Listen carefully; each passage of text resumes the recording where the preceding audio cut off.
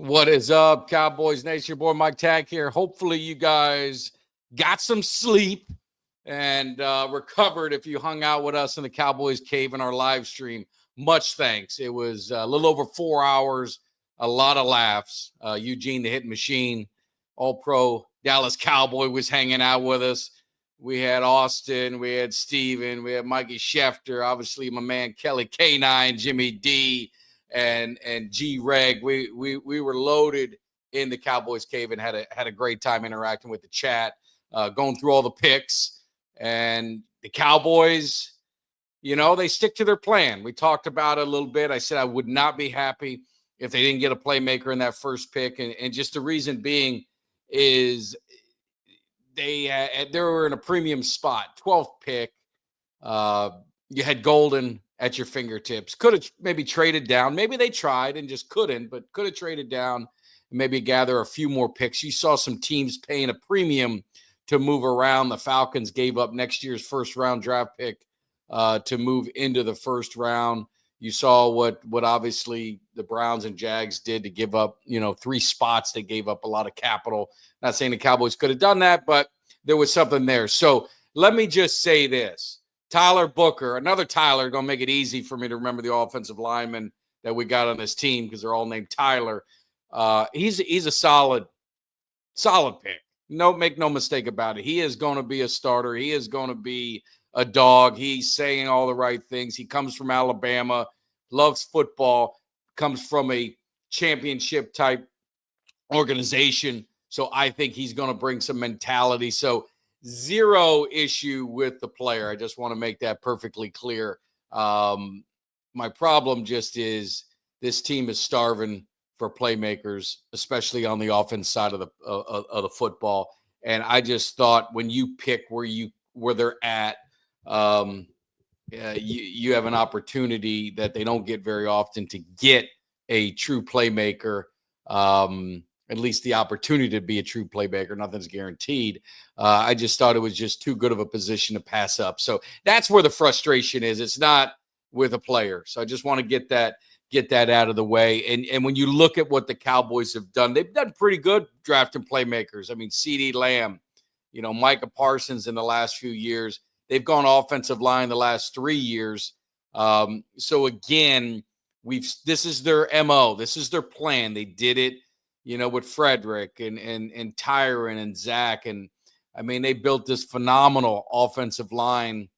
And it's just, I come back and it's like, okay, well, what did we get out of it? Did we get a Super Bowl? No. Did we get a Super Bowl appearance? No. Did we get a championship appearance? No. So you need playmakers. I mean, obviously, when I go back to my younger self, I always wanted the Cowboys to draft receiver, cornerback, running back.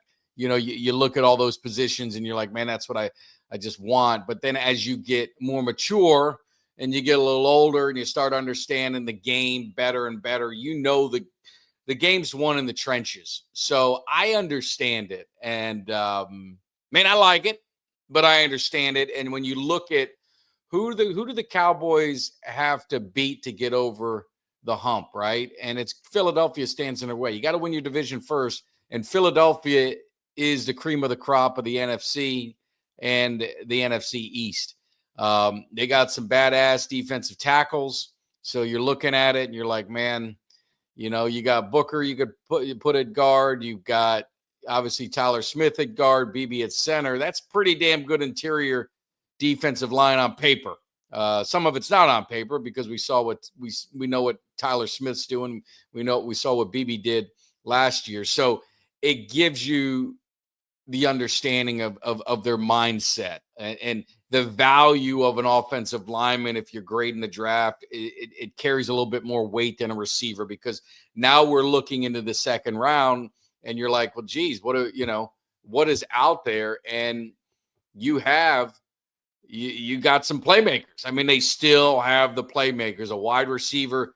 There's still Burden fell. I don't know if he'll fall to them in the second round where they're picking, but there are some very good receivers out there that the Cowboys can get. There is a plethora of running backs that they could still get. So within this second and third round, they still have that opportunity to get the playmakers. Now you get a running back. Now you get a receiver. You got the offensive line, and you're looking at the Great Wall over my shoulder. Maybe this is the next one, but we've got to get better than that. We got to get over the hump, but get some playmakers in here.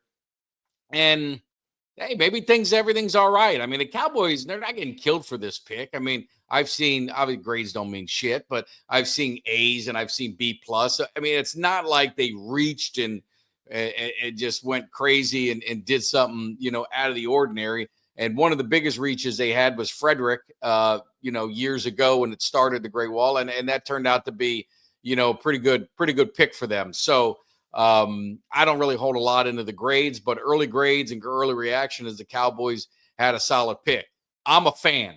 I'm not a draft guru by any stretch. I love college football. I always represent the U. So I'm a fan. I'm like you guys. And the fan in me needs to score. And we need touchdowns. We need playmakers. You got CD and nothing else that scares anybody. Let's just being honest on offense. So the fan in me says, hey guys, let's not screw around with it. Let's not dick around with this pick. Let's go get us a playmaker that you had receivers just at your fingertips.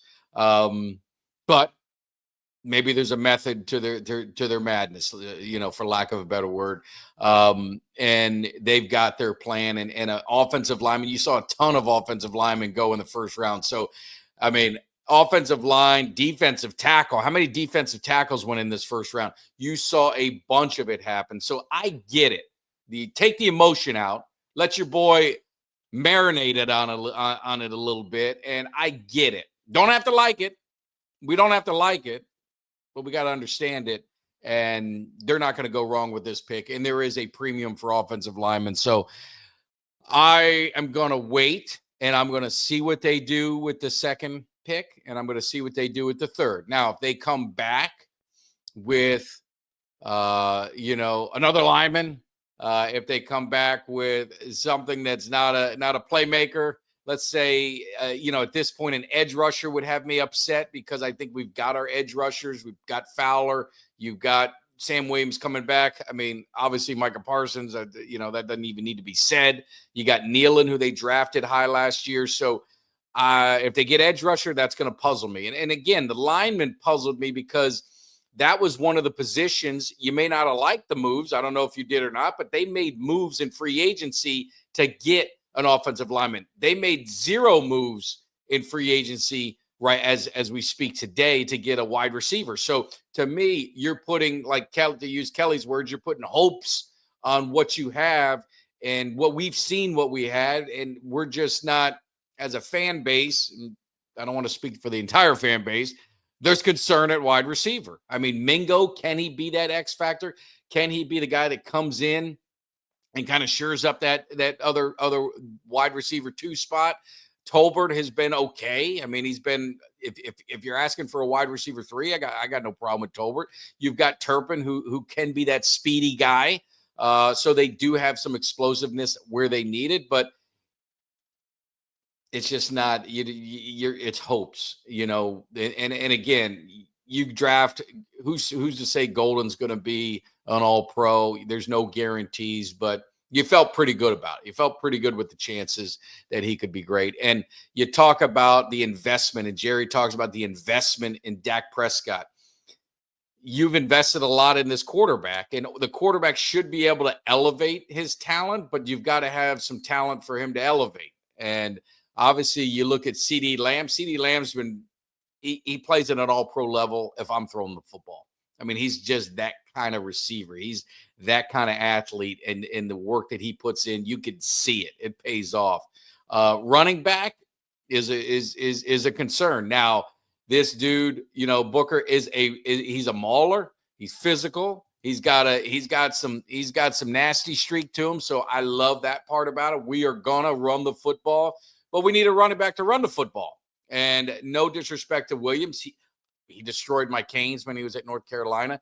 Injuries have been his Achilles heel, so to speak.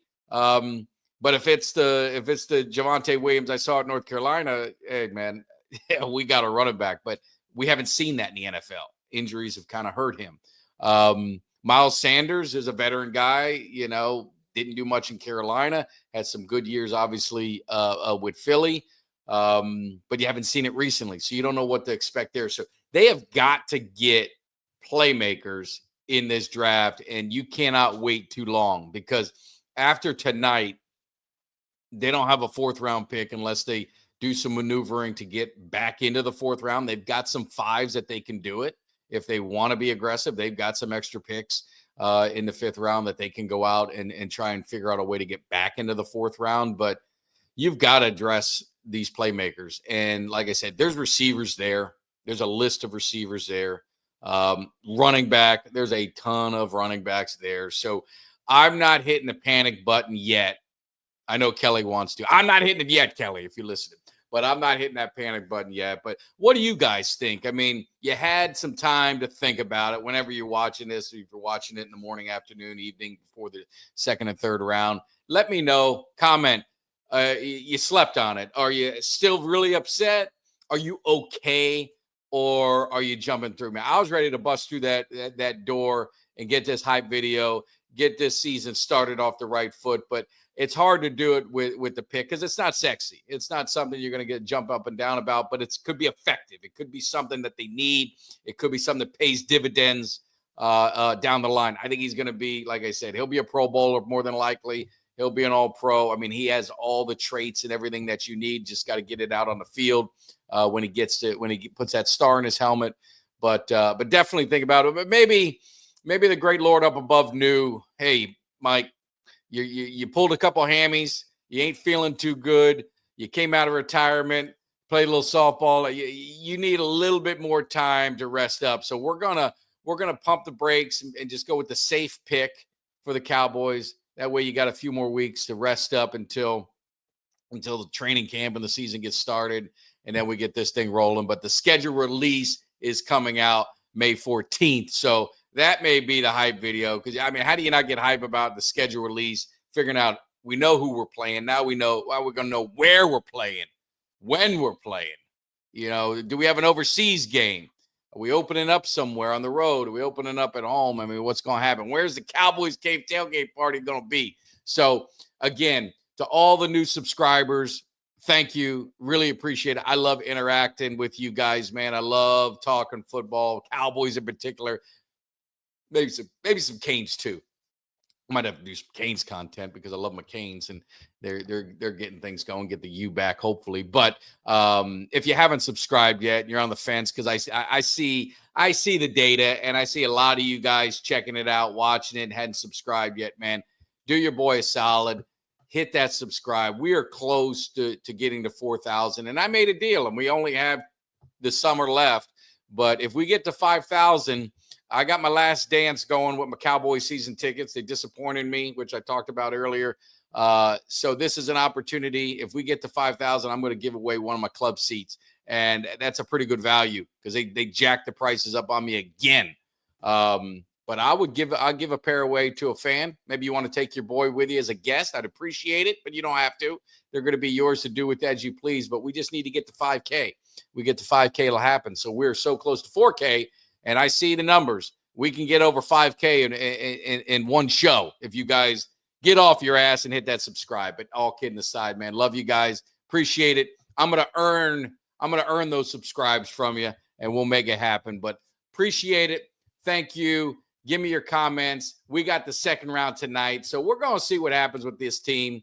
I still got a lot of faith we're going to get some playmakers. So catch me on some shows tonight. If not, I'll be talking to you guys over the weekend. Take care. Give me somebody that's hungry. Give me somebody that's hungry. I need somebody.